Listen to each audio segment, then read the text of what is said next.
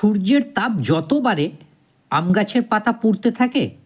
সত্যই কি আম গাছের পাতা পুড়ে যায় শুধু সূর্যের প্রখর তাপের কারণে, না অন্য কারণ আছে? আম গাছে কি খোল দেওয়ার ফলে পাতা পুড়ে যায়? গ্রীষ্ম ছাড়া কি আম গাছের পাতা পুড়ে যায় না? অনেকেই বলছেন যতবার শখ করে আম গাছ কিনে আনছি পাতা শুকিয়ে ডালগুলি শুকিয়ে মারা যাচ্ছে। কেন এমন হয়? এর কি কোনো প্রতিকার আছে? কোন খাদ্য কেমন পরিচর্যায় পাতা পোড়া বন্ধ করে সুন্দর গাছ তৈরি করা সম্ভব? সম্ভব। আজকের ভিডিওটি দেখুন, শেষ পর্যন্ত স্কিপ করে চলে যাবেন না। শেষ পর্যন্ত ভিডিওটি দেখুন, নিজেই করুন সমস্যার সমাধান। আম গাছের পাতা পোড়া এমন একটি রোগ সমস্যা যা কারো কোনো দিন বাগানে হয়নি বলতে পারবেন না। কোনোভাবেই সমস্যার সমাধান করা যায় না। যায় বিরক্তি ক্লান্তি ভুলে এই ভিডিওটি দেখুন, তারপর সিদ্ধান্ত নেবেন কোন কোন পরিচর্যায় কোন কোন খাদ্যে কিভাবে গাছের যত্ন করলে আম গাছের পাতা পোড়া রোগকে চির বিদায় দিতে পারবেন। নমস্কার, আমার সকল সুপ্রিয় বন্ধুরা, মুখার্জি গার্ডেনে আপনাদের প্রত্যেককেই স্বাগত জানাই। বন্ধুরা, আম গাছের পাতা পোড়া কেন হয় তার কয়েকটি বিশেষ কারণ আছে, যা আমরা সবাই অনেকেই জানি এবং সেই সমস্ত সঠিক কাজ করার পরও পাতা পুড়ে গাছ শুকিয়ে মারা যায়। আম গাছের পাতা পোড়া হয় বেশি কিন্তু নতুন গ্রাফটিং চারাগুলোতে এবং ছাদ বাগানের টবের গাছগুলোতে বেশি হয়। তো আম গাছের পাতা পোড়ার জন্য বেশ কিছু কারণ রয়েছে, যেমন সূর্যের তাপ বেশি হলে, মাটি যদি নরম হয়, জল বসাতে হয় তাহলে, পুষ্টির যদি কোনো ঘাটতি হয় তাহলে, জল যদি বেশি হয় তাহলে, ফাঙ্গাসের আক্রমণ হলে, এই কতগুলো কারণ রয়েছে। এই কারণ ছাড়াও আরেকটি বিশেষ কারণ আছে যেটা আমরা কেউই নজর দিই না। তো বন্ধুরা, জানতে ভিডিওটি শেষ পর্যন্ত মন দিয়ে দেখবেন, কারণ গাছটি কিন্তু আপনাকেই বাড়িতে তৈরি করতে হবে।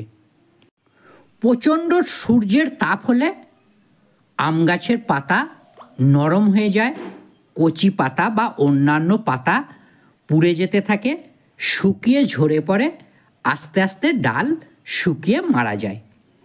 এটি একটি কারণ। কিন্তু গ্রিন নেটের নিচে রেখেও তো আম গাছের পাতা পুড়ে যাচ্ছে। প্রতিটি পয়েন্ট ভালো করে মন দিয়ে শুনে নিন, কারণ প্রতিকার আপনাকে করতে হবে। দ্বিতীয়, মাটি।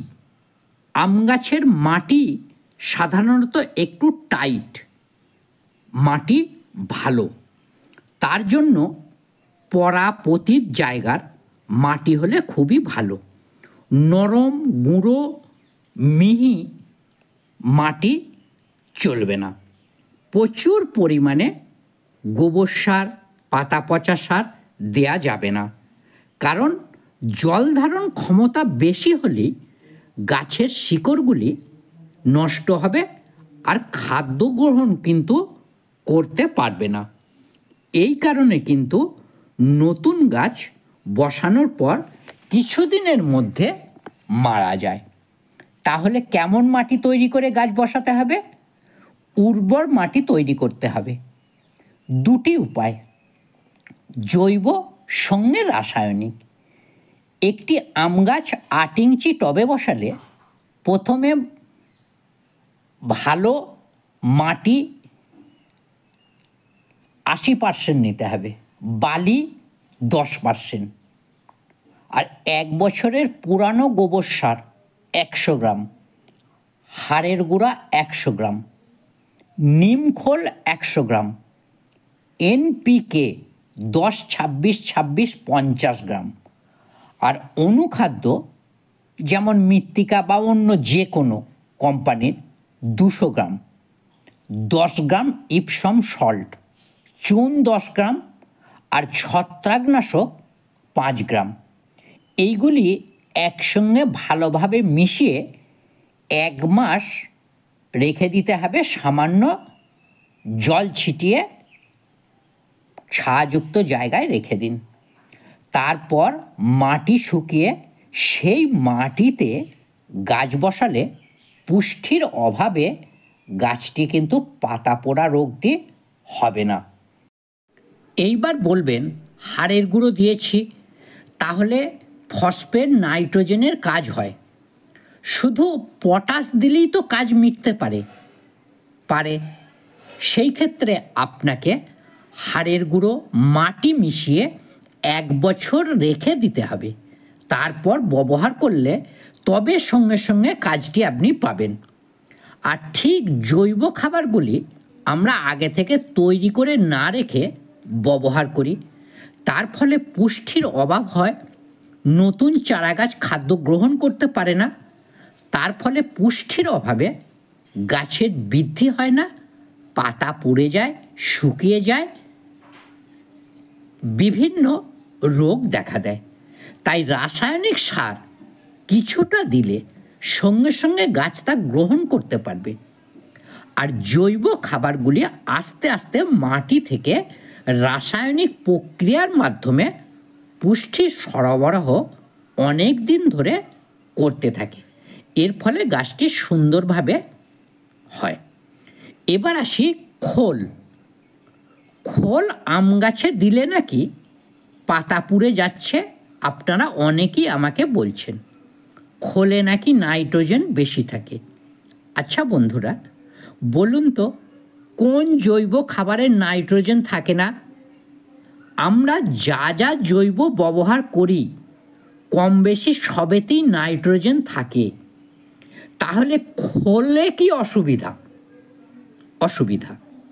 মাটিতে পরিমাণ মতো খোল দিলে তা 1 বছর পর্যন্ত কাজ করে।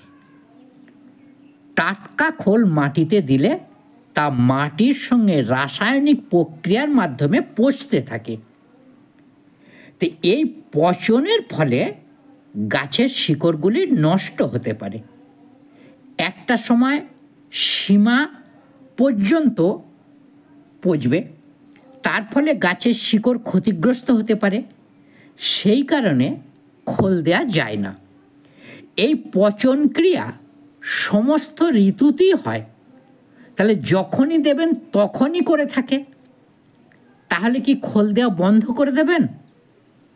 তাই গরমকাল, শীতকাল, বর্ষাকাল বলে আলাদা কিছু না। তাই খোল প্রয়োগ করার আগে, বিশেষ করে টবের গাছের ক্ষেত্রে, মাটি মিশিয়ে কিছুদিন খোলটাকে রেখে দিন। রাসায়নিক প্রক্রিয়া হয়ে মাটির সঙ্গে পচে খোলটা পুরানো হয়ে যাক। টবের গাছে 2টি নিয়মে তারপর দিন। এক হচ্ছে মাটি তৈরি করার সময় নিম খোল।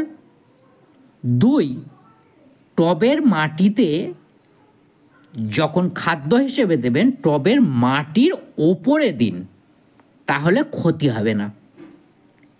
এইবার ধরুন এই সমস্ত কাজগুলি আপনারা সঠিকভাবেই করেছেন, তারপরও পাতা পুড়ে শুকিয়ে গাছ মারা যাচ্ছে। কেন হচ্ছে? তার কারণ ফাঙ্গাস গাছে আক্রমণ হয়েছে। তার জন্য যথাযথ ফাঙ্গিসাইড আপনারা দিচ্ছেন, কোনো পরিবর্তন হচ্ছে না। ভালো হওয়া তো দূরের কথা, মারাই যায় আম গাছগুলি, পাতা শুকিয়ে, ডাল শুকিয়ে। এবার আসল কারণটি দেখে জেনে নিন। আম গাছ সাধারণত গ্রাফটিং করে বিক্রয় হয়। আমের আঁটি হতে চারা তৈরি করে সেই গাছ 4-5 ইঞ্চি রেখে কেটে অন্য গাছের সায়ন দিয়ে জোড়া লাগানো হয়। এটাকেই গ্রাফটিং বলে। আর এই যে সেটিং করার সময়, তার সব সময় এটা সমানভাবে লাগানো হয় না, কিছুটা বার হয়ে থাকে, আবার অনেক সময় সামান্য জোড়া লাগতেই গাছটি বিক্রয় করে দেওয়া হয়। এই দুটির জয়েন্ট মুখ ভালোভাবে জোড়া লাগতে কিন্তু সময় লাগে, আর এই ক্ষতস্থান দিয়ে ছত্রাক জীবাণু গাছে প্রবেশ করেই চলে, গোটা গাছে, এমনকি অনেক সময় শিকড় পর্যন্ত পৌঁছে যায়। তার ফলে পাতা শুকিয়ে ডাল শুকিয়ে মারা যায়। আর একবার যদি এই ব্যাকটেরিয়া জীবাণু মাটিতে প্রবেশ করে, তখন গাছটিকে কিন্তু হাজার চেষ্টা করেও বাঁচানো সম্ভব হয় না। তাই গাছ কেনার সময় দেখে কিনুন, কাটা জায়গাটি সম্পূর্ণভাবে জোড়া লাগানো আছে কিনা, এবং কাটা জায়গাটি সম্পূর্ণভাবে জোড়া লাগলেও কিছুটা অংশ বাইরে বার হয়ে আছে কিনা। সঠিকভাবে জোড়া লাগানো গাছ দেখে কিনুন। গাছটি সুস্থ আছে কিনা সেটাও দেখে নেবেন। গাছটি কিনে আনার পর যথাযথভাবে জীবাণু ধ্বংস করে 1 মাস ভালোভাবে লক্ষ্য করে গাছটি প্রতিস্থাপন করুন। H2O2, ব্রাইটক্স, অ্যান্ট্রাকল, এই 3টি ফাঙ্গিসাইড 4 দিন পর পর প্রতিটি 2 বার করে গাছে স্প্রে করুন। জীবাণু থাক বা না থাক, তা আমরা চোখে কিন্তু দেখতে পাই না। তার জন্য জীবাণু সম্পূর্ণরূপে প্রথমেই ধ্বংস করুন।